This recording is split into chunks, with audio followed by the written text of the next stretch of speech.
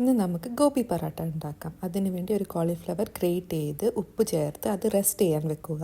15 minutes കഴിഞ്ഞാൽ കോളിഫ്ലവറിൽ നിന്ന് നല്ലോണം വെള്ളം വരും. അത് സ്ട്രെയിൻ ചെയ്തിട്ട് നല്ലോണം ഡ്രൈ ആക്കി എടുക്കുക.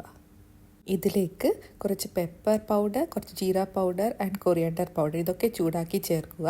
കൂടെ കുറച്ച് കൊറിയാണ്ടർ ലീവ്സ്, പിന്നെ കുറച്ച് പച്ചമുളക്, ജിഞ്ചർ കൂടി ചേർത്ത് ഈ മസാല നല്ലപോലെ മിക്സ് ചെയ്തെടുക്കുക.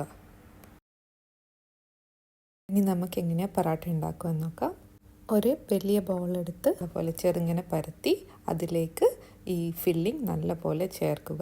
വീഡിയോയിൽ കാണുന്നത് പോലെ ഇങ്ങനെ ഫോൾഡ് ചെയ്തെടുക്കുക.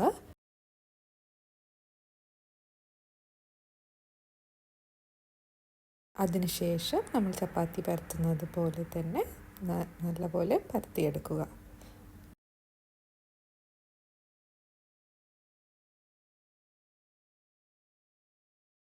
അതിനുശേഷം നല്ല ചൂടായ തവയിലേക്ക് പറാട്ട ഇട്ടിട്ട് നല്ലപോലെ കുക്ക് ചെയ്യുക. ഒരു സൈഡ് ആയതിനു ശേഷം കുറച്ച് നെയ്യും ആഡ് ചെയ്ത് മറ്റേ സൈഡും ഇതുപോലെ തന്നെ കുക്ക് ചെയ്യുക.